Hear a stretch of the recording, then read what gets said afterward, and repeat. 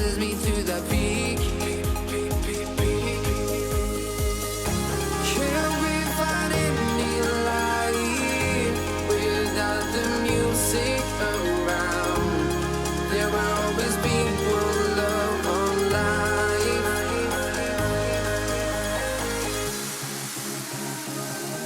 Without no love, you got no regret. Without no regret, you got no love. I'm melody where I belong in this life.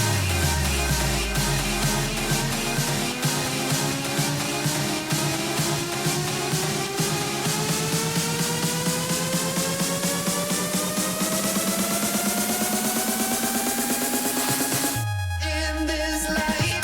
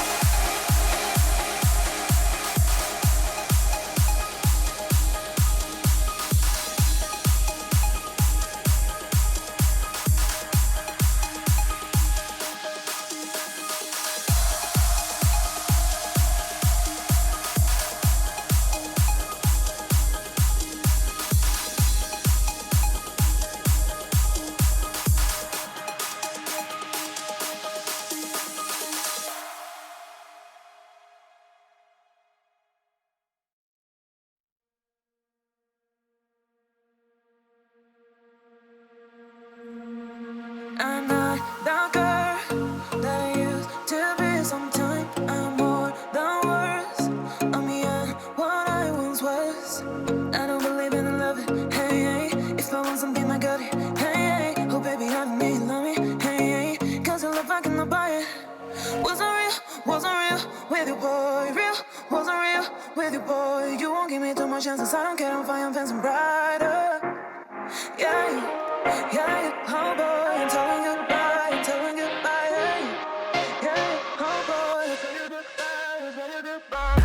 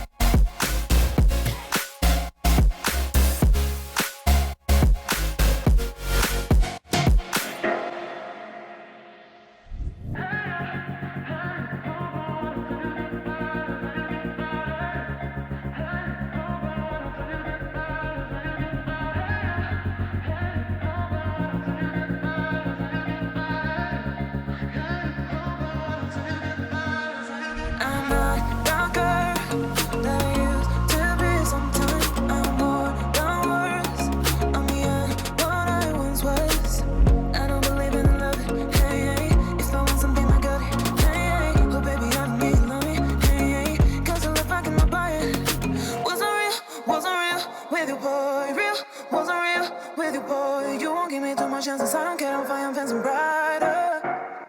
Yeah, yeah, oh boy, I'm telling you goodbye, I'm telling you goodbye, hey. Yeah, oh boy, I'm telling you goodbye, I'm telling you goodbye.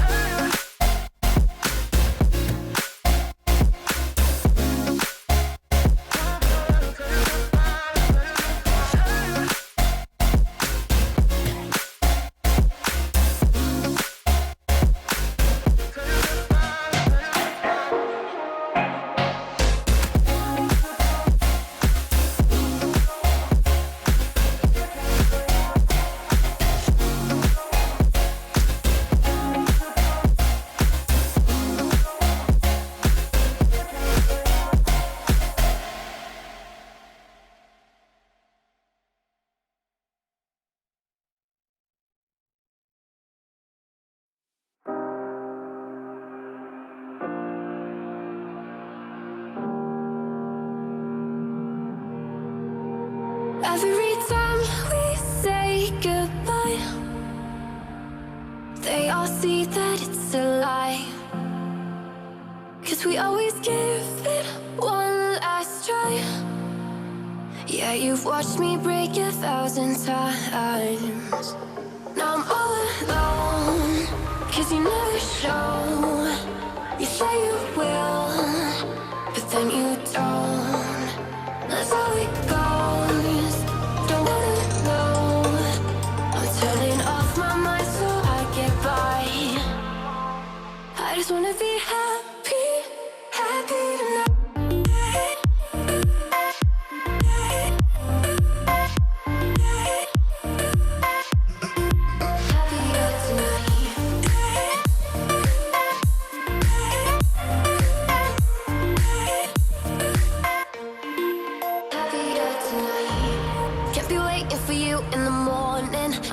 Without giving a warning, I'ma leave without giving a. But every time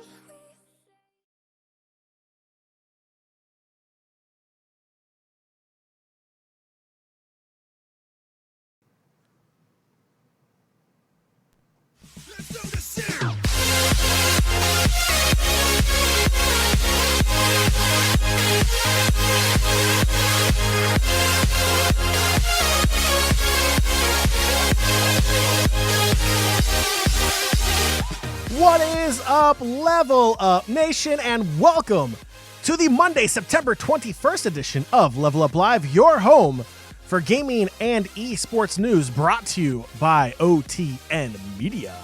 My name is Fiasco, the gentleman to my left, I guess. You're like on multiple screens. It's really weird, Joey. To my left in your picture box on your handheld or mobile device or computer. That is the king of the court side. He's also known as Joey. I'm also known as John. What's up? How's it going? Joey, happy Monday. Dude, today has been the happiest of Mondays in a very long time for me. Not because Mondays are bad, but it was a little easier to ease into the workday with all the excitement going on in the world of gaming today. Also, John, I noticed a new flag behind you there, sir. It's not really a flag. So I won this at a competition at work. It's very well known that I'm a very proud Slytherin. So I decided to put that up there since my Denver Broncos now are like completely out for the season because like 18 million people have a torn ACL, it feels like, on that team. So we're moving on. We're moving on to bigger, greener pastures, Joey. That we are. Green like that snake behind you. What else you got for us on the top of today's show, John?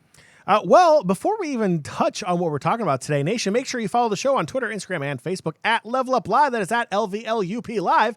And while you're on Twitter, Joey needs a follow.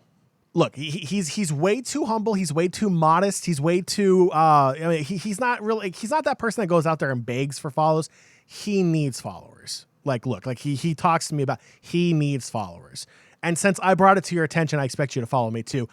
Someone decided to unfollow me, so I've dropped back down under 600 again. Not too happy about that. Let's see if I can get back over 600. That'd be kind of nice again. So make sure you give the host of LvLUp Live a follow as well. And Nation, as always, if you do wish to listen to the podcast version of the show, LvLUp Podcast is available on Spotify, iTunes, Google Play, and Stitcher. And since you're listening to the podcast, why not leave us an awesome review? Only awesome reviews are allowed. Mediocre reviews will be acceptable too. Anything less than mediocre will be deleted and will act like it never happened.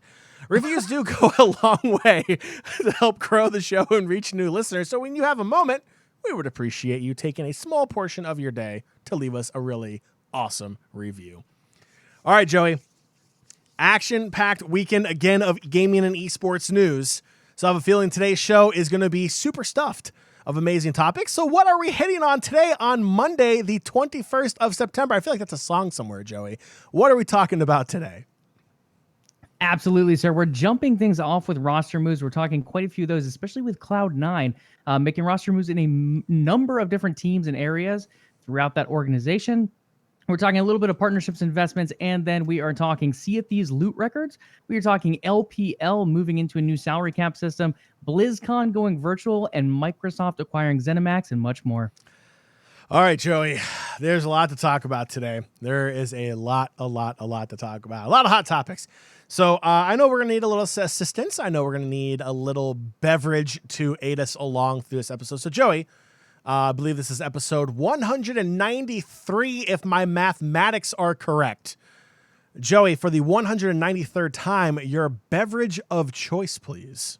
Guys, I have a really fun one today I'm very happy of. This is a new one. I don't think I've ever had this before. I'm going to drink Johan the Mango Thief today. Johan the Mango Thief? Oh, look at that. This is from Aslan Brewery here in Alexandria, Virginia. It is a double India Pale Ale brewed with mango and vanilla. Yo, seriously, I'm not a fan of IPAs, but I want to try it just because of the name. There's something about IPAs at this brewery. Like, I hated IPAs before. I thought they tasted like soap. But for some reason, like, this brewery has developed my taste for them. They're like so smooth compared to every other IPA I've ever had. You know, Joey, if you have a spare one lying around, I may swing by your house tomorrow. I do. A little midday drinking since you work at home and I work at an office. You know, we're not going to talk about that, Joey. That's irresponsible. Joey, this past weekend, if it wasn't for an international pandemic plaguing the world, would have been the start of Oktoberfest in Munich, Germany. So, Joey, I was a proud German American. Let me go ahead and crack this open. Sam Adams Oktoberfest, because not only are the Germans champions of Europe, thank you, FC Bayern, but they're the champions of beer also, and it's Oktoberfest, so we're here to drink and be happy. So, Joey, prost to you and your friends and your family, and let's get right into it. We have our drinks, we have our topics. Let's get into gaming and esports news. Let's go! Okay, I have to ask an Oktoberfest question first, sir. So why is it that Oktoberfest barely takes place in October? Like, the actual German holiday is like barely in October, isn't it? Yes, it is. So it's called Oktoberfest, but it does start in September. I will have to get you the actual reasoning why it starts then. There is a historical reason why it starts at the end of September, because it goes for roughly 18 days into October. It's like to celebrate the fall. The start of fall is at the end of September as well. So, that kind of goes hand in hand with a lot of things too. But I'll have the actual reason here for you in just a few moments. Oh, good. I'm sure Chad is anxiously awaiting. You see what this beer is doing? I'm already slurring my words. Let's kick things off with roster updates. Nets GC of the NBA 2K League has acquired Jin Sanity from Warriors Gaming. In exchange, they are pulling in Shuttles and a third-round pick that's going to be swapped in 2021. So, John, overall, we talked about Jinsanity before. We've actually had him on the show. He was drafted to Wizards District Gaming in Season 1. He ended up being one of those players that actually qualified at 2 different positions in the NBA 2K Combine as well. One of the most talented players out there, if you look at that, and the ability to play different positions and really understand those different positions at a high level. Now he went with the Warriors. The Warriors played very well this year, Jin being a big part of that. Now making his move to the Nets here. I think this is a good move for the Nets. I can't say I know that much about Shuttles, if I'm being completely honest. But as far as what Jin brings to the game, I think the level of knowledge and expertise, along with the ability to be flexed to different positions, is a big quality for an NBA 2K player. So the move is interesting. There are players of very similar skill sets. When you take a look at their stats, like when you go down to the actual stats of these players, they're very similar. Both players, unfortunately, underperformed for most of the season. And Joe, like you said, we've had Jinsanity on the program before. We've seen him play in person. The dude is crazy talented. But for whatever reason, this year with the way Warriors Gaming played in the 2K League, it just wasn't in favor to his play style, and he wasn't able to adapt. His points per game average dropped like crazy. He was right around 6 points a game, really becoming a playmaker versus a scorer, something that he was kind of known for a little bit more, trying to carry that team on the scoring side of the ball.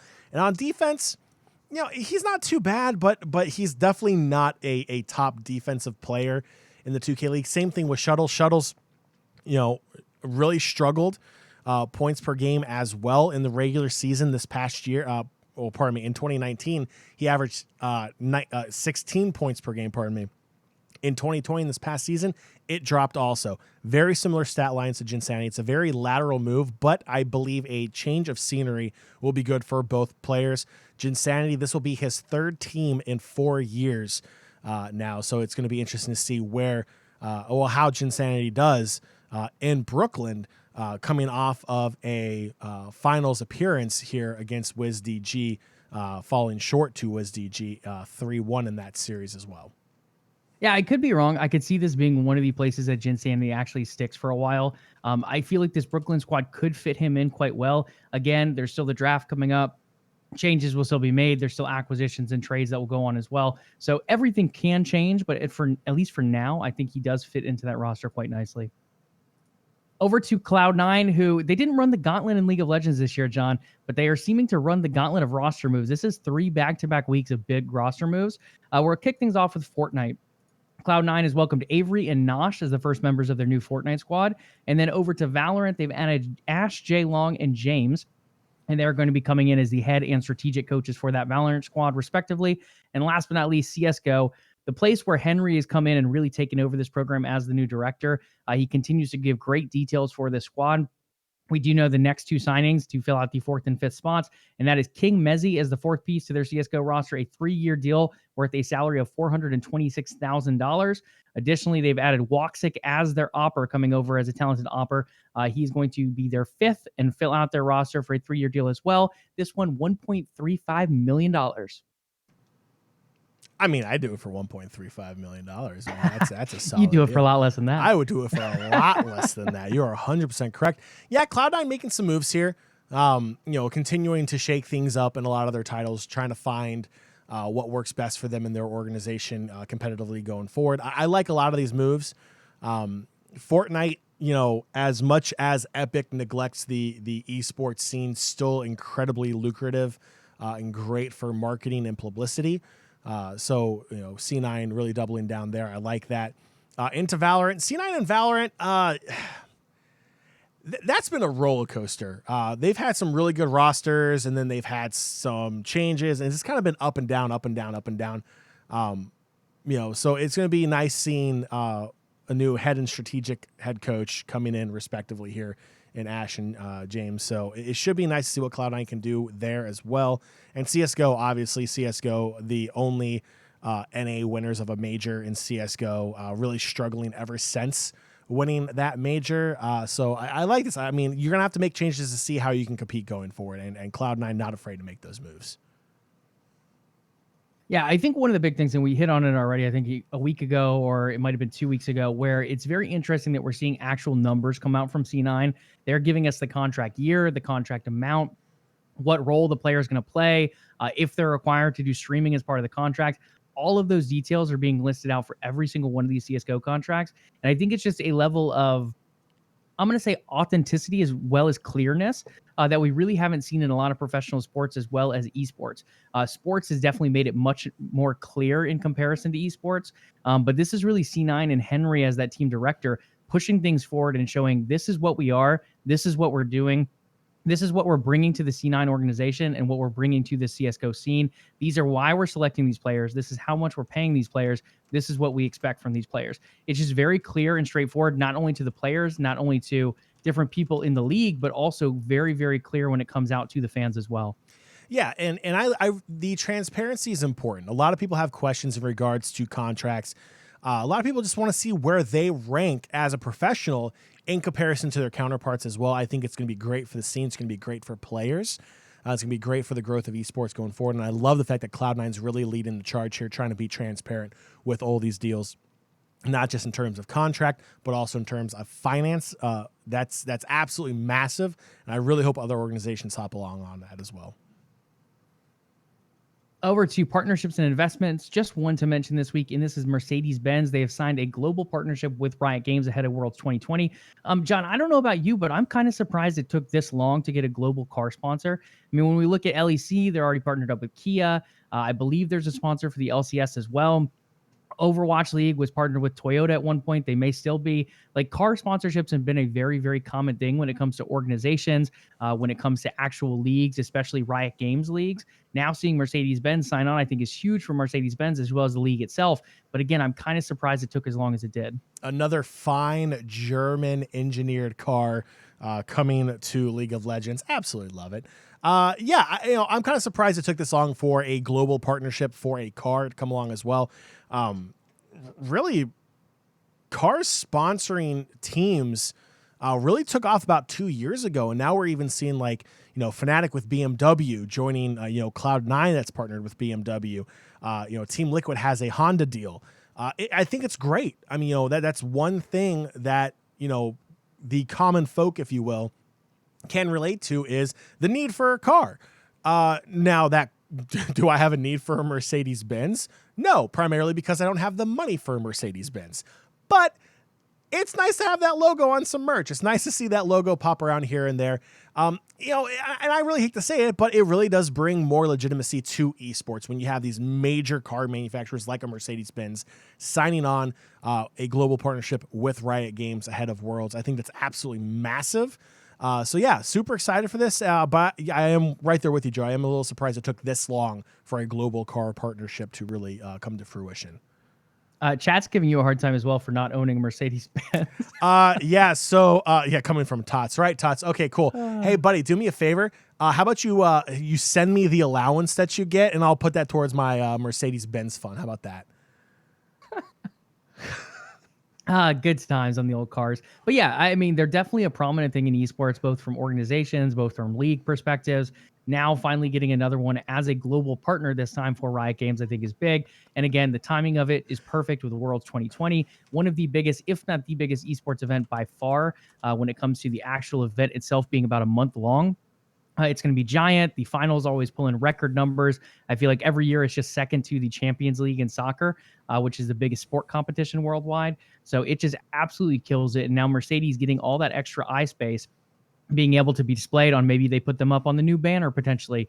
I'm sure there'll be some drops associated with their name with the new in-game drop system. So there's a lot of different ways they can be incorporated here. And I don't think we have full details on that just yet, but will be cool to see how it comes together here for Worlds.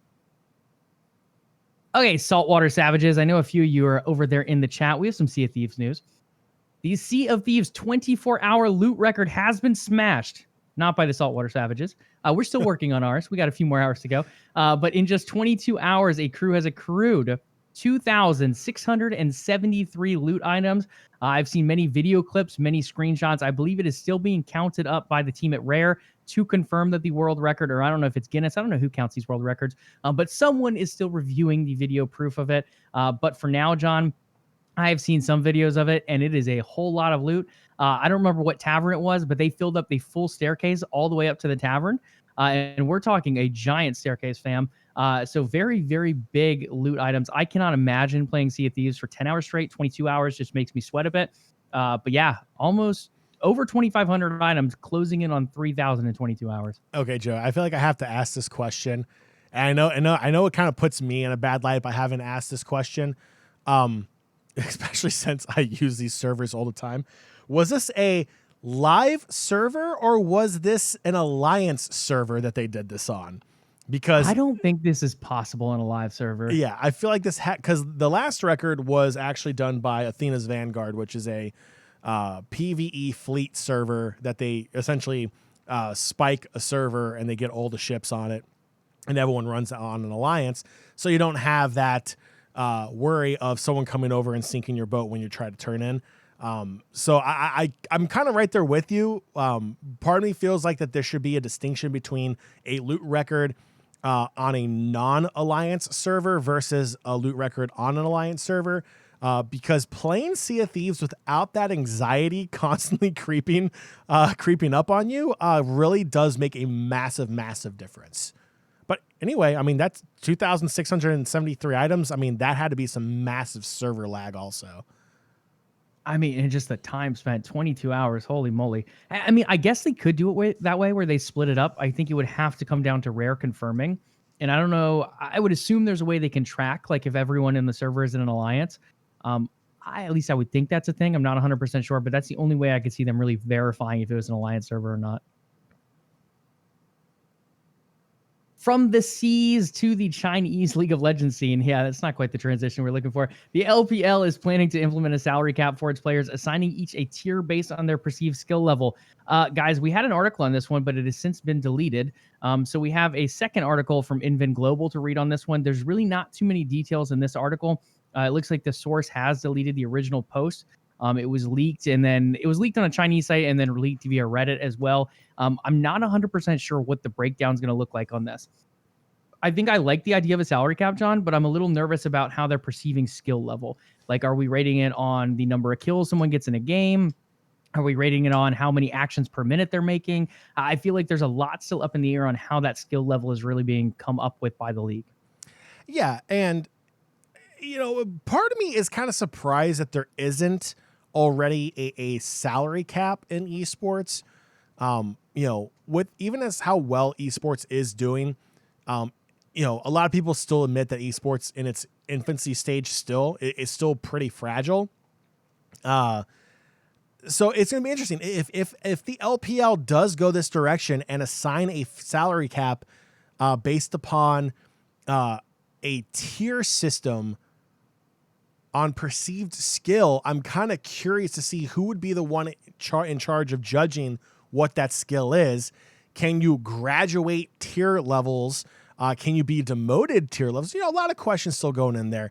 But like you said, Joey, because this was more of a leak than a fact or a press release at the moment.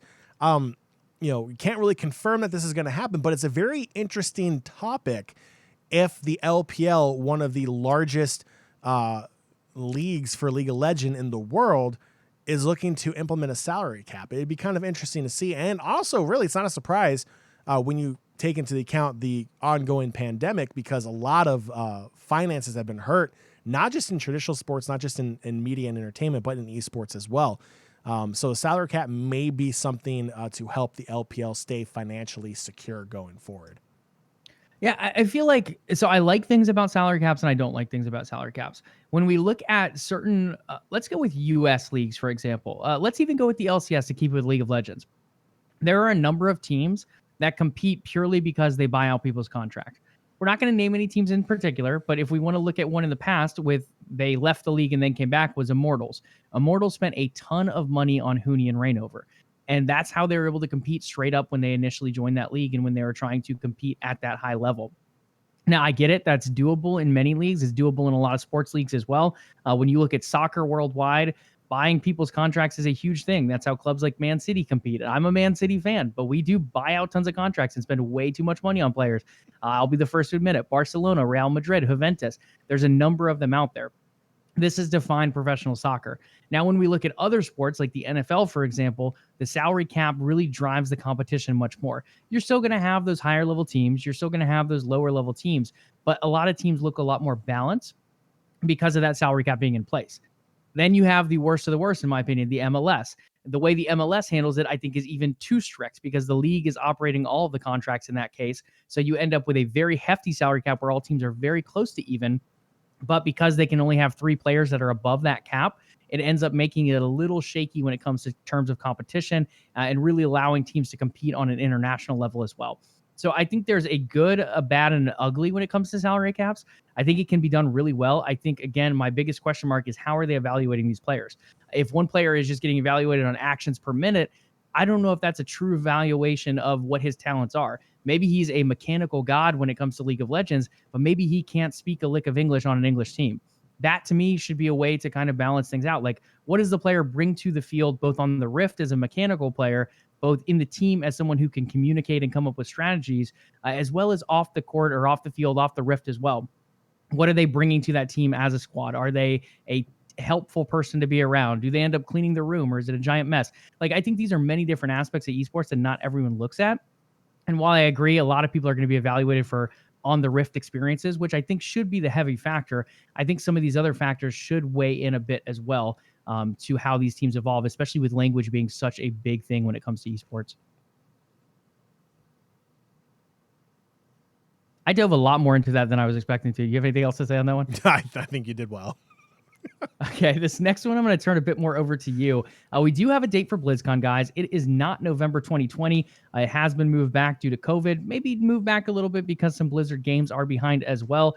It is now set to take place February 19th through the 20th of 2021. It will be taking place completely online. And I have not seen too many details on this one, John. Have you picked up any other details for BlizzCon 2021? Yeah, haven't seen too much on there, but using common sense, which apparently is not very common anymore. Yeah, it's definitely because of delays due to the coronavirus continuing to plague, not just the whole world, but also the entertainment and gaming industry, causing delays there as well. We have some major titles games being pushed back into later parts of 2021 because, working from home is not the same from working in an office. It's tough to get things done. So I do, using an educated guess here, the reason why it was delayed was probably in parts of, coronavirus and everything else being delayed. I think it's smart. Delay it into February. No one's going to be like, oh my gosh, something that was going to be digital in November got delayed several months now into February. It's not going to be that big of a deal. I'm excited for it. BlizzCon's usually pretty good as long as you don't announce a mobile game for a game title that you should have released years ago that you should have started working on. But no, it's fine. Just don't take off, the gamers. Simple as that. But yeah, I'm looking forward to it this year. I think it's going to be great. Blizzard always does an amazing job at their convention. So I'm looking forward to hearing more and looking forward to that update, especially after Shadowlands is released here next month in October. The first BlizzCon after an expansion release, we find out a lot more about the path that expansion pack is going to take. So that's something I'm definitely looking forward to there.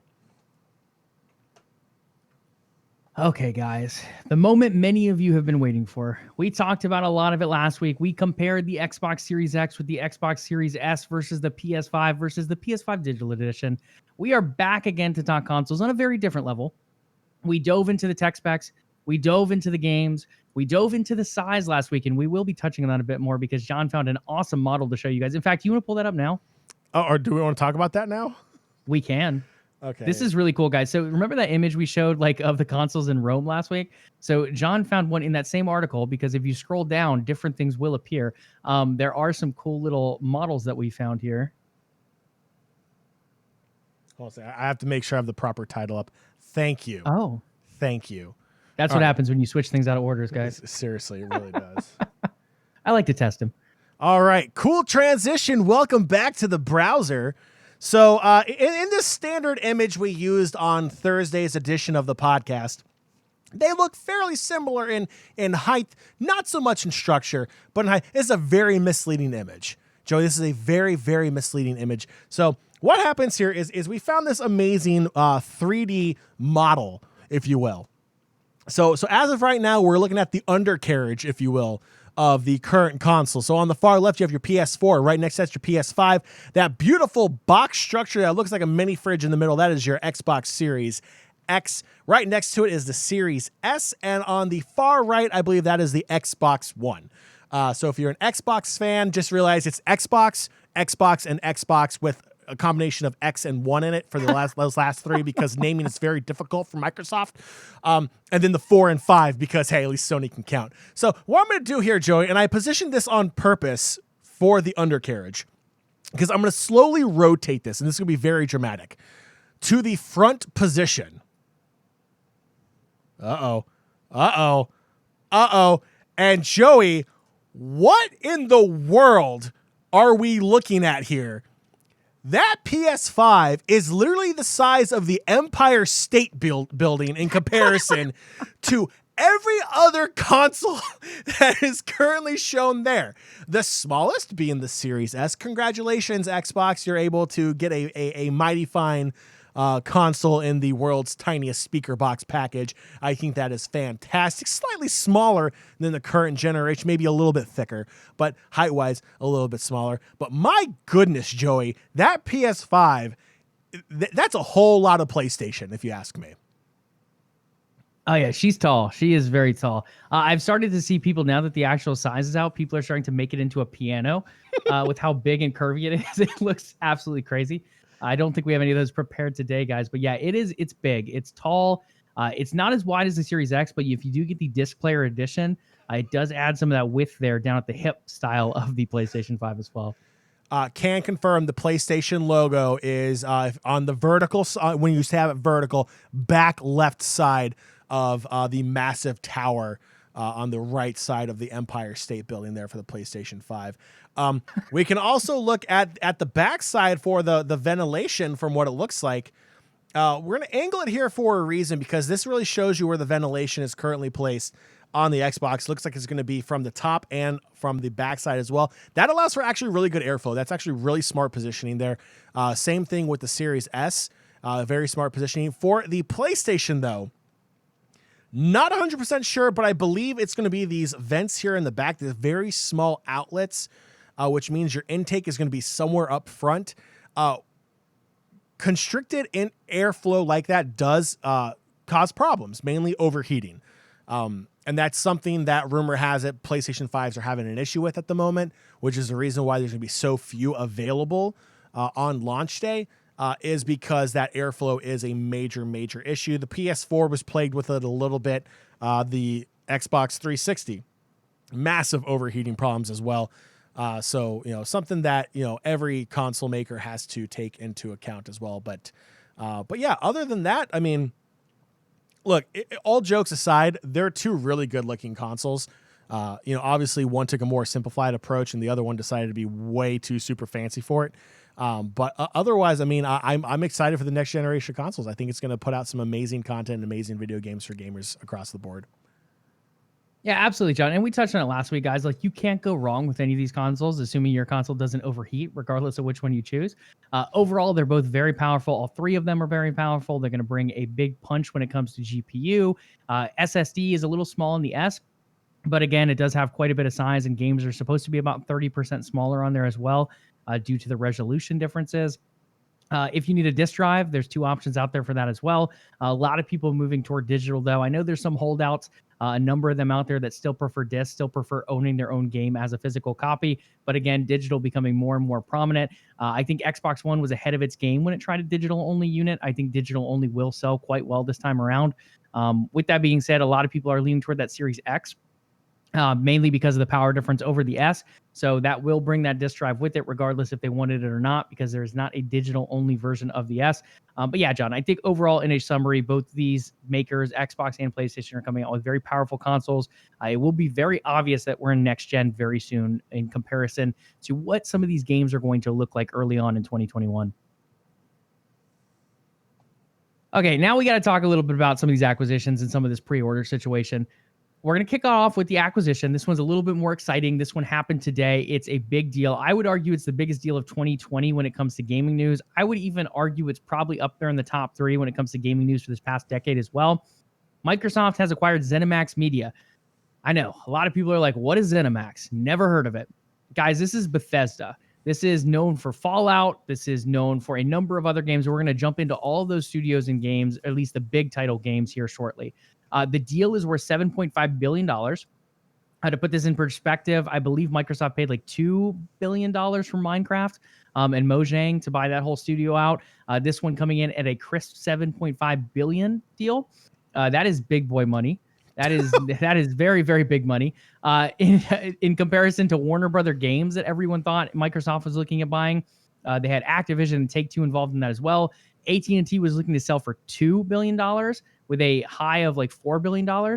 Again, this goes for more than double that at $7.5 billion. So very, very big deal. Massive deal. Biggity big. Yeah. 2,300.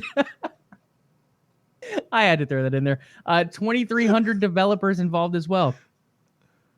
I'm about to die here. To my knowledge, none of these developers will be laid off either. It sounds like they're keeping everyone on board, at least for the foreseeable future. This includes all the developers within those studios, and they're even keeping the publishing arm alive as well. So Bethesda, a lot of people thought the publishing arm would fold with this deal and move right into Microsoft with Xbox Game Studios publishing. I believe it's going to fall under that / work independently, but everyone will still stay on board for that as well. I'm still trying to hold back this laugh. Studios. Bethesda, ID Software, Machine Games, Arcane Studios, ZeniMax Online, Tango Gameworks, Roundhouse Studios, Alpha Dog Games, now bringing the total studios of the Xbox umbrella up to 23 studios. This is massive. 17 of those studios have been added in the last 2 to 3 years. So this is a very big new investment for Microsoft and Xbox. A very, very big investment with this deal alone. And John, there's some big titles in here. IPs, before I turn it over to you, Fallout, The Elder Scrolls, Doom, Starfield, the new one from Bethesda, Dishonored, Wolfenstein, Prey, The Evil Within, and there's a number of other ones out there as well. So they're pulling in quite a few studios here, quite a few big IPs, and this is what makes it bigger than the Warner Brothers deal, is they would have got the talent from Rocksteady and Avalanche and all those great studios, but they weren't going to get the IP. If anything, they would get a lease of the IP. With the deal with Bethesda, they are pulling in all the studios, all the developers, all the IP as well. So this is a full encompassing deal. They get absolutely everything in this deal now under that Xbox Microsoft umbrella. Holy crap. This is massive. It's oh God. Joey, as if the Xbox Game Pass was not already the best freaking deal in video games, this happens. This could not have come at a better time for Xbox and at a worse time for Sony. Sony is currently banging its head against the wall because of the absolute disaster that was pre-order launch. And everyone's harping on Sony, and then all of a sudden Microsoft drops this bomb today that ZeniMax Media is acquired by Microsoft for $7.5 billion. It's huge. ID Software, maker of the original Wolfenstein 3D game, one of the very first games I ever played as a kid on my dad's computer, a game that still has a soft spot in my heart that I still go back and play from time to time. That's massive. Microsoft now owns that. That is absolutely huge. Bethesda, absolutely massive. Machine Games, ZeniMax Online, Tango, Roundhouse. I mean, Joey, it's a little nerve-wracking, actually, when you think about it. All the studios Microsoft is acquiring, there's no way to stop them. And two, the expectation, if I said it once, I'll say it again, is even higher now for Microsoft and Xbox to really become the powerhouse console. And they're well on their way. This definitely made a lot of people's decisions on what console for the next generation that they're going to buy a lot easier. This is absolutely massive. This is a milestone in gaming history that happened today with this announcement. I'd just like to take a moment and to apologize for the console war we just started in chat over there. Seriously. Whoops. But yeah, John, this is a huge deal. These are big IPs. We don't know exactly how it's all going to shake out just yet, but the fact that all of these titles are now under this Microsoft brand is big for a few reasons. One, Game Pass. I can almost guarantee without any series of a doubt that almost every one of these will be going to Game Pass day one. I think the two differences could end up being Deathloop and Ghostwire Tokyo. Those are currently under exclusive contracts with PlayStation for limited time releases. I think it's a year long, but it could be 6 months for those. But they are definitely under exclusive deals with Sony right now. They are going to still be released on that. It sounds like Xbox and Microsoft will be honoring those agreements. They will not be buying them out. They will not be canceling them. Those two games, at least on launch, will go exclusively to Sony. Again, it could be 6 months, it could be a year, but it is going to be a little bit of time for Deathloop and Ghostwire Tokyo. Now, again, that could be shifted and there could be changes that come. At least for now, that's the plan. But I would not be surprised if maybe they get pulled onto Game Pass a little sooner than that as well. It's still a possibility. A couple other ones. Elder Scrolls Online, extremely popular game, multi-platform, PC, Xbox, PlayStation, so on and so forth. That will most likely stay multi-platform. I would be absolutely stunned if they pulled that away from the millions of players on PlayStation. I think it just makes sense to leave it there. It's like Minecraft. You have a huge audience. They're already playing on that platform. Why not continue to expand Elder Scrolls Online? It's like a monthly service game anyway, so a lot of people are paying for regular expansions. A lot of people are paying for in-game cosmetics. Why do you want to cut down a mark that already exists? I just don't think it makes sense in that case. So I think that one will stay not exclusive. I think it'll stay completely public and cross-platform. Early development games and unannounced titles. These will be exclusive to Xbox and PlayStation. I am about 95% confident on that. I know there will be some exceptions. So Phil has come out in an interview already and said, hey, we're going to take this on a case-by-case basis, but we can guarantee everything will be Xbox and PC. And there is a very good chance that it will not be put out on other consoles as well. Again, I think if a giant Fallout or a giant Elder Scrolls or something like that comes out, I would not be surprised if we see it coming to a PlayStation or maybe a Nintendo Switch as well later on. Again, they could limit it, like give it a 6-month release on Xbox and then over to other platforms. They could say, screw you guys. We bought the studio. We own the IP. It's just going to be Xbox and PC. That's very possible as well. But for now, it's going to be a case-by-case basis that they end up taking a look at that for. Yeah, I mean, this is a big deal, guys. This is one of the biggest deals in gaming, to be completely honest. Like when you think RPGs of the last couple of years, you think Fallout. you think Elder Scrolls. And now with Fallout, you're reuniting that team from Bethesda with the team over at Obsidian as well. Arguably, some of the best Fallout games came from that partnership. Obsidian designed the original Fallout. I believe they did Fallout New Vegas as well, one of the other really popular ones. Now you're saying we own both of them. They can completely take that Fallout IP and give it back to Obsidian. They can say, hey, we're going to make you two work together. Or maybe you guys really wanted to work together and just didn't have a way to do it. All of these are possibilities. Now, the one thing to keep in mind is Microsoft is very, I don't want to say nonchalant, but the way they've approached this has been different than they have in the past. So every studio can kind of operate on their own. They can do their own thing. They can come up with these creative games and take chances. Bleeding Edge was a good example of that. It was just a game that a lot of people had come up with.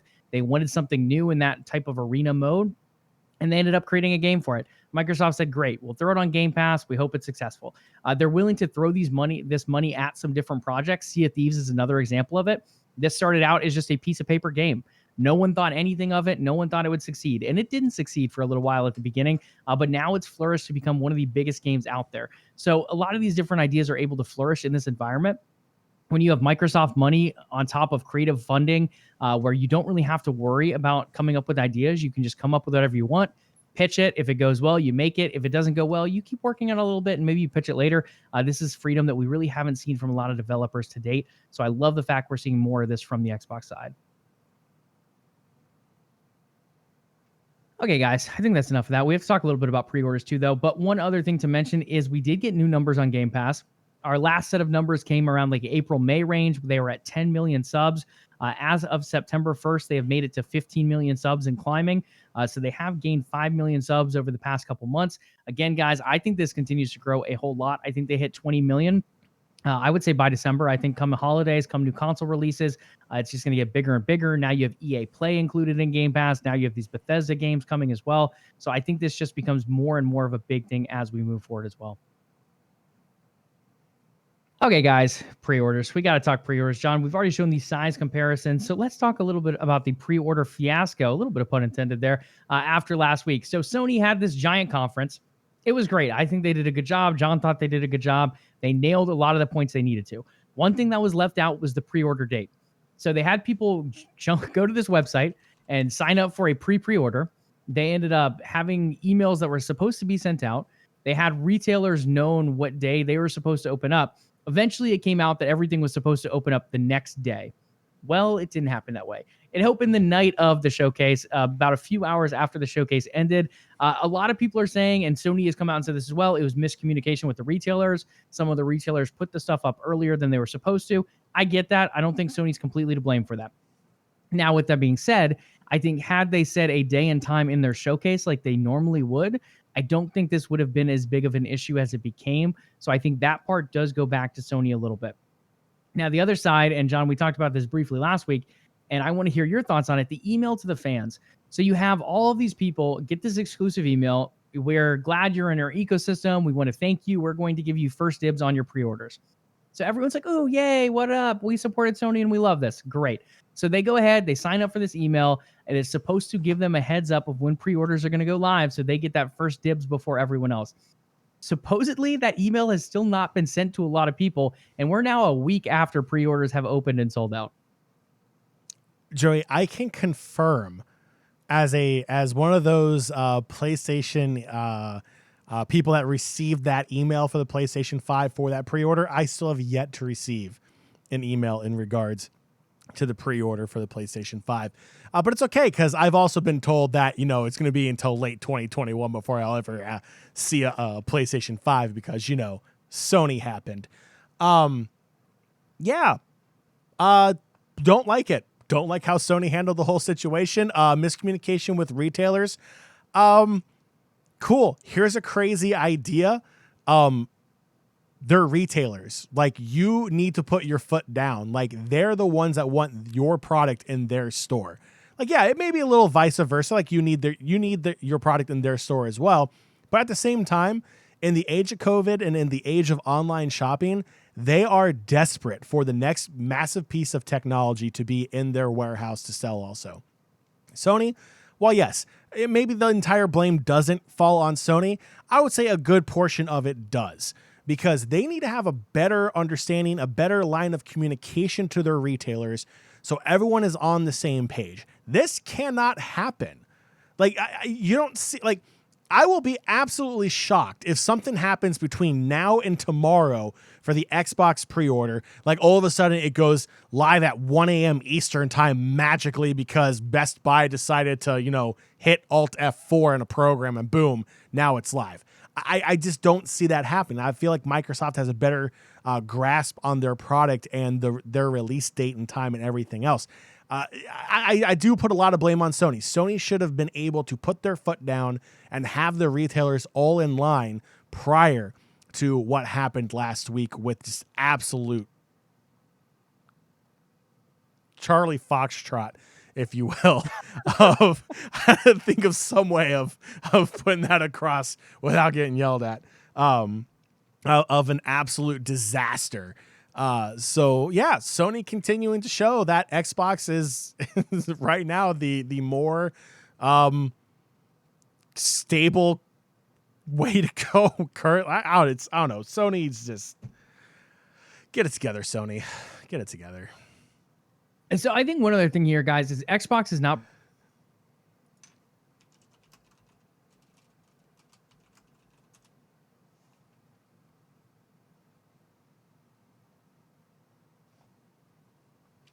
perfect. Try again. Are we back? Yeah, you're good. We back live. So one thing with Xbox too, guys, so they have made some changes here, and this is the difference with someone going first. We saw Xbox go first with the price, partly because it was leaked. Then PlayStation ended up adapting their prices and dropping them both $100. Now Sony has come up and made a giant mess of their pre-orders. They did sell out though, fam. So regardless of the giant mess they created, they did end up selling out, even with some of those being bot accounts that ended up buying them. So with Microsoft, what are they doing differently? Why do we have a little bit more confidence in them with these retailers? Microsoft has come out and told retailers both publicly and privately, if you guys screw this up and go past the embargo time, we will penalize you by lowering your allocations. So if someone like a GameStop says, hey, it's 11:50, we're going to go live now, and they all sell out before midnight, well, they are going to end up getting their stock cut by Microsoft. And this is not going to be the first wave. If you get your first console, you're good to go. But for that second wave that GameStop were to get in that case, they're going to have it cut. So a lot of this is now on the retailers. There's pressure on them. They've already messed up with Sony and the PlayStation. Now they know Microsoft is watching them closely. So I think this is a good adjustment from Microsoft seeing the mess that happened with the PS5. Another thing that is not going well with either one of them. So a number of countries have been left out without mention. So they have not been told the pricing. They have not been told the pre-order date. They've not been given any information. So for Sony, this is India, China, and Argentina, to mention the three larger countries. With Xbox, it's really just South America. For some reason, they've neglected South America. Brazil is a giant Xbox audience and gaming audience in general. For some reason, these countries just have not been mentioned. China is a little bit hairy, and I kind of get where Sony could be coming with that one. That might honestly not be their doing, the way the Chinese government operates around certain alternatives, especially when it comes to gaming. There's a lot of regulation, a lot of different things that have to go through. Let's call it red tape before it gets published anywhere. So that could be the issue there. Not really sure what's going on with India, and I'm really not sure what's going on in South America. I don't know if it's something to do with COVID and the economic try that's going down there. There's a lot of different economic things. There's some political things going on in South America as well. Not really sure if that's playing into it. But both Microsoft and Sony have kind of neglected their South American audience a bit with these pre-orders and prices. Anything to say about your Brazilian and Argentinian brethren, sir? Be patient. Sony will screw you over too. Oh my gosh. Delivery is no longer assured for November if you ordered a PS5. Congratulations on getting a pre-order. That is great. Also, not so congratulations. You might not actually get that console. It's kind of a mess. And this comes down, I think this is miscommunication between Sony and the retailers, or it could just be the retailers being extra greedy. A number of them, Amazon included, ended up taking more pre-orders than I guess they have console stock for. Or maybe Sony does not have that number of consoles ready by the launch date. So a lot of people are getting emails right now. If you've not got one, keep an eye on your inbox, because I've heard they are still going out from multiple retailers. You might end up getting your console closer to the end of November, with some of them being pushed all the way back to the end of January 2021 for that initial pre-order wave. Again, mixed signals a bit on this one because I'm also hearing that new stock is supposed to come this week, and I would think that stock is allocated to those people who already paid. But again, it seems like things are a little shady going on over there, and I'm not quite sure how it's all going to fill out. But you could have your console delayed till January, so I hope that's not the case for our listeners here, but it's very possible that could be as well. John, also interested to get your thought on this one because I'm super fascinated by this. So PlayStation 5, the digital edition of the console, we do have it's not 100% confirmed, but we've heard from a number of different places that the stock was much lower for the digital edition. Now, this could be because the Premier Edition with the disc player is what Sony thought people wanted to buy. It's also the one that's priced the most. I think another aspect that could be looked at is the fact that retailers selling these consoles, they also sell discs, guys. A Best Buy, a GameStop, they're going to want to sell disc along with these consoles so they get a cut of it. So maybe they're kind of changing their stock up a little bit, or I don't even know what's going on, but something fishy could be going on there as well. Or this could just be Sony saying, hey, we saw the Xbox, we saw the price, we've heard these rumors of the Series S, so we developed this digital console just to compete at a lower price level. That could be possible as well. We really don't know the answer. The one thing we do know that is on average, the stock of these consoles was about 20% for the digital edition versus 80% for the disc edition of the PS5. You want my thoughts on Sony misjudging what they would want? Well, I'm curious. Do you think there's more to this, or do you think this is just they ended up making more PS5 units, so this is just the way it shook out? Do you think this is retailers changing their stock up a little bit and just not mentioning some of these digital consoles? There's a lot of speculation. I'm really not sure what to believe. It is significant with an 80-20 ratio, though, regardless. Yeah, I mean, I just think it was this a misjudgment, I guess. I don't know. I think you may be onto something with retailers also selling the physical discs as well, and you're 100% correct. They do get a cut of that sale. If it goes all digital, they're not going to get a cut of that sale. It's going to go straight to to Sony and into the PlayStation Store. So yeah, I mean, there probably is something behind it. I don't think it's anything like crazy malicious or anything.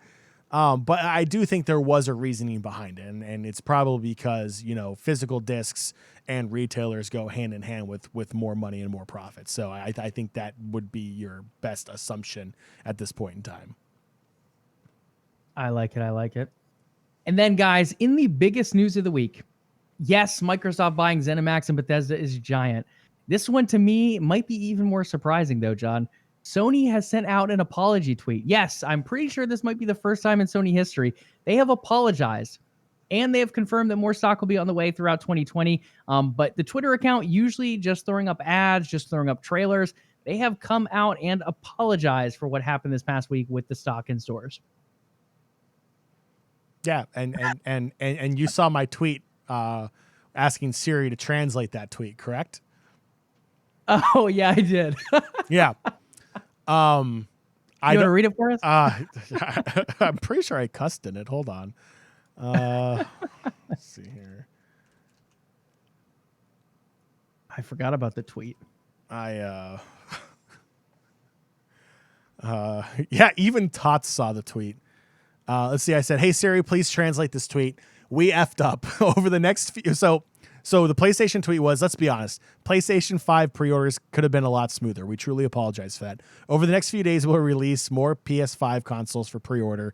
Retailers will share more details, and more PS5s will be available through the end of the year. So I said, hey Siri, please translate this tweet, because as you know, iOS 14 is out, and they have that new nifty translator app. So I decided to put it to a test, and this is what Siri gave me. We effed up. Over the next few days, it's probably going to happen again because we won't change how our pre-orders work. So if you still get screwed, please don't go for an Xbox. Just wait for more PlayStation 5s in late 2021. Yeah, I don't buy it. I'm sorry. This is the same company that essentially had a press release stating that they invented cross-platform play. No, I'm not buying it. Too bad, so sad, Sony. You screwed up. You know what? I give you props for issuing somewhat of an apology statement, but I don't believe it. I don't believe you're going to change anything because you're Sony. You never have. So yeah, I see this being a disaster going forward. So this rubbed a lot of people the wrong way. You add this on top of the fact that the pre-order emails still have not gone out for people in the PlayStation ecosystem already. You add this to everything else that's going on between Sony and Microsoft right now, and the fact that Sony has been behind for well now over a year in everything in regards to the new generation of console. This is not a good look. And an apology tweet doesn't solve anything. Congrats. I'm pretty sure a lot of people are now looking at an Xbox because of it. Okay, you're going a lot harder on Sony than I would am. actually, which is surprising. No. But you are a Sony fan. You have been there. You've been in their ecosystem. They have disappointed you with the way they've gone about some of these things. I like the apology tweet. I'm glad they said something. Do I think it has a little bit of an emptiness to it? I would say yes. I think they're looking at some of these numbers. They're looking at some of these tweets, and people are pissed. Some people are just defending Sony like they did nothing wrong, which it still stuns me today. I get it if you don't want to go out there, but don't go out there and be crazy about it. Like, oh, Sony did nothing wrong. You guys should have been ready as soon as pre-orders open. And people are like, well, we didn't know the time. They're like, you should have known. It's Sony. It's just going to open whenever they're ready to open it. I'm not okay with stuff like that. I think that's a bad mentality to have. At the same point, I get it if you don't want to come out and criticize something, but I think supporting bad practices is not great either. So that part I'm a little frowned upon, but I feel like Sony is bringing a lot of great exclusive games to the table. They always do. Another Horizon Zero Dawn, another God of War, a Spider-Man game. Yes, it's a little shorter than the rest, but it's still a very well done graphical game, and I think it's going to be pretty good to play. So I think Sony's done a lot of good things. I just think some of the stuff they're doing, I think they've gotten too confident is what I'm going to say. They dominated last generation. Xbox came out with a lot of this like TV, living room stuff, the Xbox One, the all-in-one entertainment system. Use it as your cable box. Use it as your DVD player. That's great, Xbox, but people want your console for games. They ended up losing a lot of people up front for that, as well as the always online thing, the Connect thing, all that ended up getting changed before launch, but still left a sour taste in people's mouth. Now I feel like you're getting the opposite. PlayStation has a very strong fan base behind it, but I think certain people are starting to question some of those more casual fans. Like, yes, you have great games, but where are you in the services? Where are you in the way you're respecting your players? And I think some of that is starting to come up. And this is where it's good to have competition. Microsoft bringing stuff like Game Pass, bringing Xbox Live, continuing to dominate like it has been. I think these things are going to push Sony to continue to get better, as well as Sony making those exclusive games will continue to push Xbox and Microsoft to make better games, but also to buy Bethesda, apparently. So I think this is something we're going to see both continue to push each other, at least for years to come. Joy, there's something to say when there's a large segment of a fan base that their response to the snafu that was PlayStation 5 pre-order was, yeah, that's Sony. That's how they always do it. You just do it whenever it opens. You just do it when it happens. That is a massive red flag. That's coming, again, from a Sony fan. Yes, I am very critical about PlayStation and about how Sony handles it. I feel like over the past several generations, they have gotten worse. And the PlayStation 5 has been an absolute disaster so far. Not console-wise. It's still a great piece of technology, don't get me wrong. But the way Sony is handling everything, I'm sorry. I expect more. I expect competency. I expect a company that actually knows what they're doing. And right now, Sony seems like it's like, let's reach into a bowl and pull out this idea. Okay, cool. This is where throw this. Nope. Fans didn't like it. We're going to try another one. Let's see. We're going to try this one. Nope. Okay, that one was fine. That one was fine. So we're going to take that idea from PlayStation 2. We're going to put in PlayStation 5. Now we're just going to keep it. Okay, we're going to try it again. We're going to try another ball. Nope. That doesn't work either. Sony, figure out what you're doing. Please. Am I asking too much? Apparently I am. It's fine. Well, guys, after that act, we've decided to replace Thursday's episode with Bingo Night. John will be drawing the balls out in just that same accent. B21. They are definitely going about things a little bit differently than I would have expected, especially being in the lead that they were after last generation. I feel like there's a little bit too much swagger coming in with them, and I think they're starting to falter with some of those steps. Eventually, I think it will come back to bite them a bit, and they're going to have to improve some of the practices we've seen kind of unravel a bit at the end of this generation. Joe, I believe the term you used was... Yes, sir, please. The term you used, I believe, was confident. They were overly confident. Confident, cocky. So I was going to go with cocky. I was going to go with hella cocky. 'Cause Confidence is a nice way of putting it. no, Sony does not deserve that right now. I am so irritated with them at the moment. It's beyond anything. They're cocky, and it's showing, and it's not a good look. Okay, guys, just a couple other things for Xbox, PlayStation. 2 more notes to hit on this week for these two. For now, Xbox games will remain at $60. That has now been confirmed. PlayStation 5 games will rise to $70. Additionally, the controller is the same situation. Xbox is keeping their controllers, both old and new, at the same price point. PlayStation will be raising their PS5 controllers to $70 as well. Again, I would not be surprised if Xbox changes this. We talked about it last week. I would say maybe a year or two into the cycle. I think some third parties will already do it, like your NBA 2K, EA Sports. I wouldn't be surprised if they change as well. At least those first party titles will remain 60 for now. And I think probably, I don't know, John, what do you think? A year, 2 years in, they'll change it? Probably. I feel like they're supporting Xbox One for 2 years. At that point, I think we definitely see it raise to 70, if not earlier. Agreed. So we'll keep an eye on that. Again, prices 60 and 70 respectively for Xbox and PlayStation for now, for games and controllers. The SSD is the last area to hit on. We've heard amazing things about the SSDs. Sony's in particular is supposed to be rapidly fast and amazing, and it's going to do amazing things that make up for these GPU differences and all this great stuff. Awesome. Great. Awesome. We have to get confirmation from Sony still, but a few sources have stated that if your internal hard drive fills up, if this SSD that's around 800 gigabytes, 825, I think, something around there to be exact, if it fills up and you need additional storage, you can plug in an external hard drive, but it's supposed to massively slow down your console in the ability to pull off of that hard drive. So the recommendation that has come out from, I don't know what you call them, like people that have broken down the tech. I don't think Digital Foundry has written an article on it yet, but some of the other people who've looked inside, they've said the best way is to actually replace the SSD with a bigger one that Sony is going to sell later down the line. This to me is a giant no-no if this ends up actually being true. Again, we haven't heard it directly from Sony yet. It's still up in the air. 800 is big. I think 800 should be enough for most people to play games, even with Call of Duty running at 150 and some of these giant games out there already. At the same point, if you have to expand your hard drive, I really think they need to sell something external like Microsoft is doing with Seagate. I think is a great move. Again, it's pricey, but it's a way to expand that hard drive. PlayStation going with an internal replacement, that makes me a little nervous because you also void a lot of these warranties when you eventually go inside the console to change these parts out. Yeah, that is Sony to a T. They will do. They will. This is not new. Like this really started with the PlayStation 2. And I was a victim of this.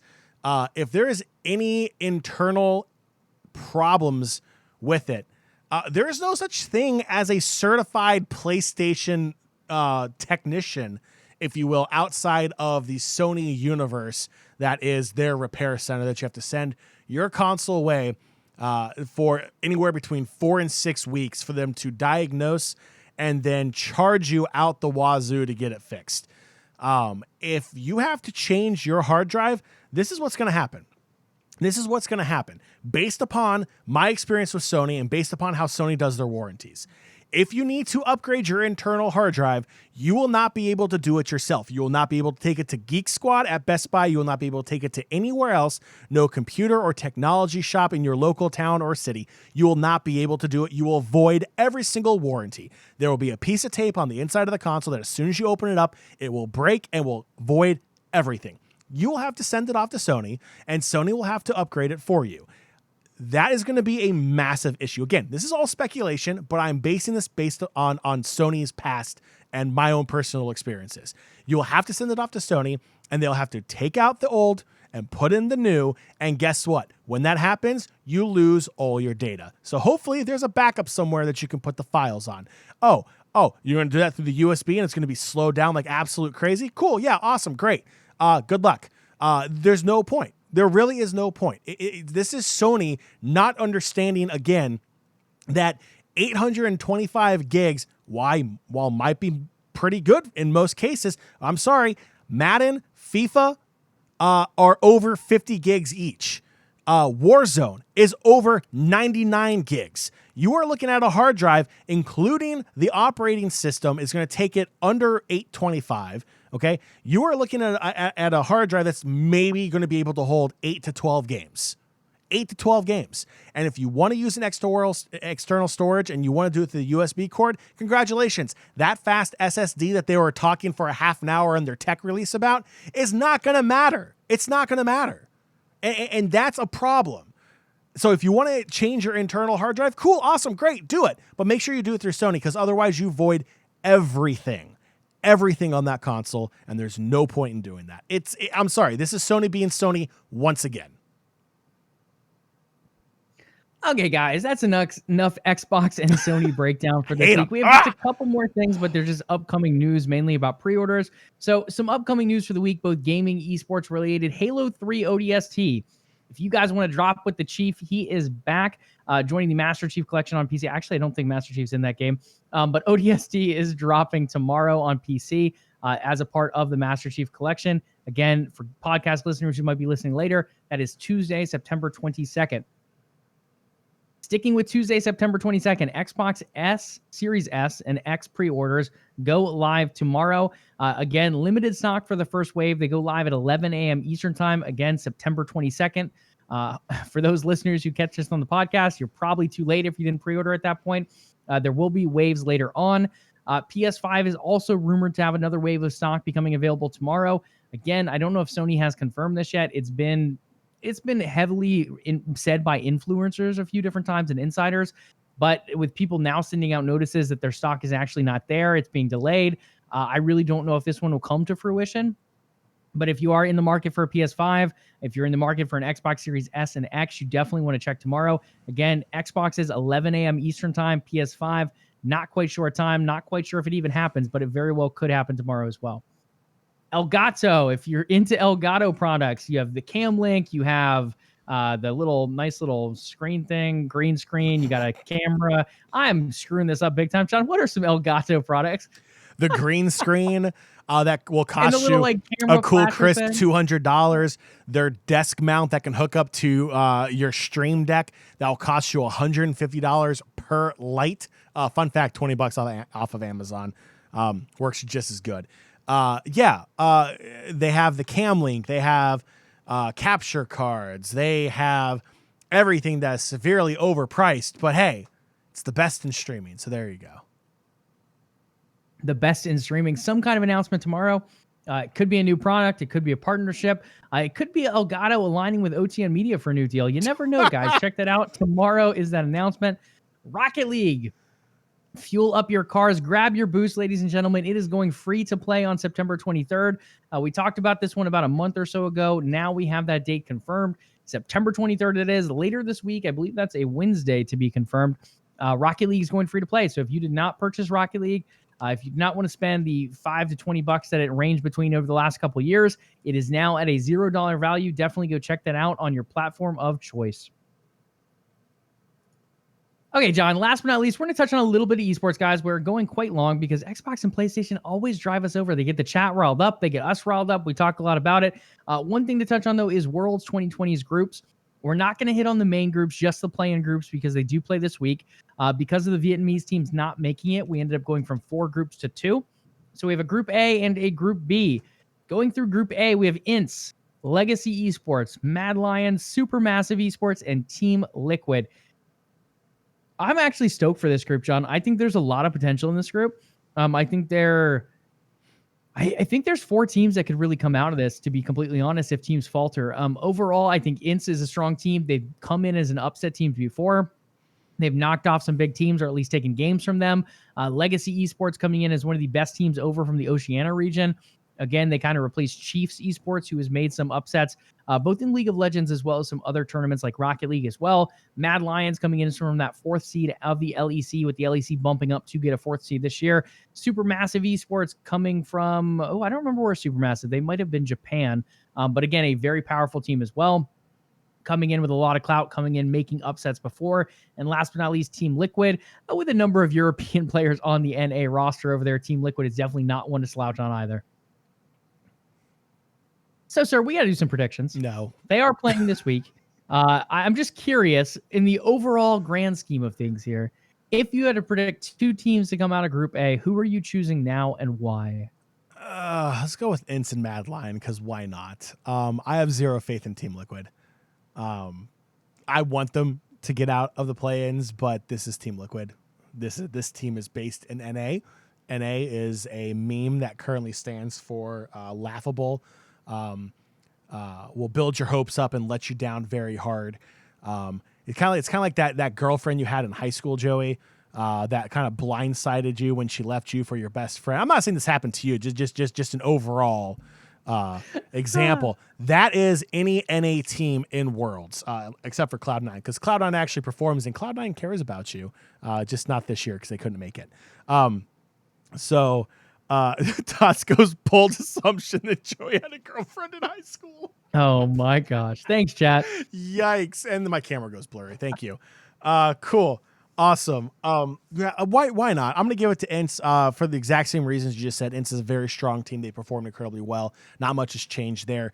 Mad Lions, I feel like they performed incredibly well. Yeah, they may have finished the LEC season on the downside, but I do think the LEC is a lot stronger than a lot of people are giving them credit for in comparison to the rest of the teams worldwide. So I'm going to go ahead and say Mad Lions and Ince will advance out of Group 1.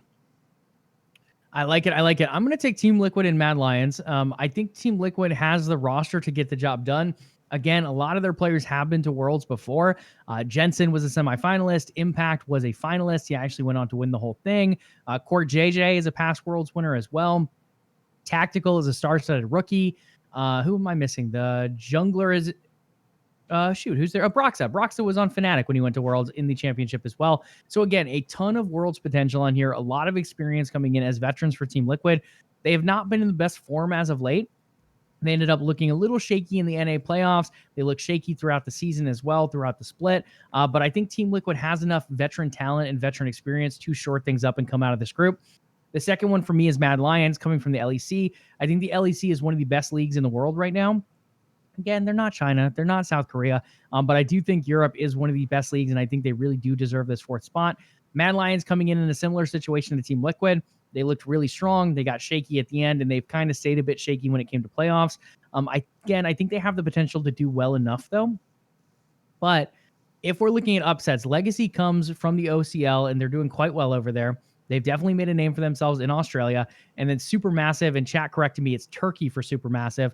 I believe I was thinking of Detonation Focus Me, that's from Japan. So Supermassive doing very well in the Turkish league. One of the better well-known teams over there as well, now coming into this group stage where I think they could make some noise. I would not be surprised to see them take a game off Mad Lions or Liquid, but I do think Liquid and Mad Lions come out of this in a bit of a tight race for that second spot when it comes to this Group A. Over to Group B for the play-ins. Again, guys, I believe these happen on Friday, September 25th. We have LGD Gaming, PSG Talon, Rainbow 7, Unicorns of Love, and V3 Esports. LGD and PSG come in as the top seeds for this group. What you thinking, Captain? You want to go first? I don't take anything that has PSG associated with it. And that's just that's my soccer fandom talking right there. I think this is a very interesting group. Why not? I'll go V3 and LGD. I have no reasoning behind it. Well, LGD is a great choice. Yes, I know. They are your number 4 seed from China. China, who has dominated the World Championship, it feels like, in recent years, coming out with very high power-hitting contenders. A lot of their teams make quarterfinals. A number of their teams make it to finals as well, as we've seen 2 back-to-back in recent years become the champions. PSG, I think, is a good team. I'm also not going to touch them, though, not because of the soccer alignment, but because I don't think they have what it takes. They do come in with 2 subs coming in. I believe it's mid lane and jungle that have been subbed out due to some visa issues that went on there. So I think that's really going to hurt PSG, and I don't think they should be as highly rated as they are, mainly because of the substitutions. Rainbow 7, again, a good team, a solid team. I think they could get a game or 2, but I don't think they have enough. I'm actually going to go with the 4th seed of Unicorns of Love here. I think LGD and Unicorns of Love come out. Unicorns of Love have looked phenomenal over in Turkey? I don't remember the exact league. I think it's Turkey. Yeah, is it Turkey? I believe it's Turkey. Yeah, it's like CIS or something, I believe. But they've continued to perform very well. One of the best splits that have come out of that particular region. UOL previously with EU LCS, now LEC. a very strong team, similar coaching. They have Sheepy still over there, a number of talented players who have played in European League of Legends before. I think they're really going to come out here and surprise people, and I think they make their way to the main stage alongside LGD. And guys, that'll do it for our play-in stage. Again, the World Championship, not quite kicking off yet, but if you count the play-in stage, that does kick off later this week. These are your two groups. It's going to play out a little differently than last year because there are not 4 groups. The top 2 of each group will advance into the main stage, and we'll talk about those main groups probably on Thursday, pending Xbox buying out Sony or something crazy like that. We'll see how that all shakes up. But for now, I think that is all of our gaming esports news to hit on for this beautiful Monday, the 21st. Joey, you act like Microsoft buying Sony is not something that could potentially happen. I think it could happen, but I don't think they're going to get rid of their competition like that. Why not? Who else is going to be able to support PlayStation after they snatch up all the developers? Okay, they're going to do just fine. PS5 will still outsell Xbox overall, guys. I guarantee it. When it's a global scale, and we talked about this last week, John is just poking me, but I have to explain. They're going to sell very well, even with all these issues that are going on. We'll see. We'll see. Yikes. All right. Hold on a second. I have to figure out where everything is again. Everything was so out of order. It's fine. It's fine. Unacceptable. All right, Nation. It was a long one, but that does it for the Monday, September 21st edition of LvLUp Live. Before you go, head on over to patreon.com/OTN and consider becoming a part of Why Are You Dancing with Your Beer Can, Joey? No one's going to want to go over to patreon.com/OTN and consider becoming a part of the Overtime Network if they see you dance with a beer can. But if you like that kind of thing, you can get that content and more if you become a part of the OTN Media family. If you haven't already, make sure you follow the show on Twitch to catch the next episode of LvLUp Live. If you're listening to the show on the podcast feed, leave us a review. LvLUp Podcast is available on Spotify, Stitcher, iTunes, and Google Play. We would love to hear from you. In fact, we'd love to hear from our community so much. We have other ways for you to interact with us and the show. Joey, where else can LvLUp Nation go to interact with us in the show? LvLUp Nation, if you want to see more can dances, head over to TikTok. Just kidding, guys. Head over to Twitter at LvLUp Live. That's LvLUP Live. In addition to that, you can follow the umbrella company OTN Media on Twitter and Facebook as well. That is at OTN Media. Also on Instagram at OTN_media. Last but not least, hit us with a follow or a subscribe on Twitch. That's twitch.tv/OTN Media. This show, LvLUp, Mondays and Thursdays at 8 p.m. Eastern Time. Other streams throughout the week as well. Hit up those socials, hit up those follows, hit us up with some love. Discord.me/OTN as well, guys. See, here I am trying to put all the Nightbot commands in at the exact same time, and you mistimed it. But Nation, make sure you tune in this Thursday, September 24th, as we cover the latest and greatest in gaming and esports news. Do your ears and eyes a favor. Hit that sub and follow button here on Twitch to know when the next episode of LvLUp Live is ready for your viewing pleasures. We will catch you on Thursday. Have a great week, and remember, be nice to your fellow gamers online, and as always, level up.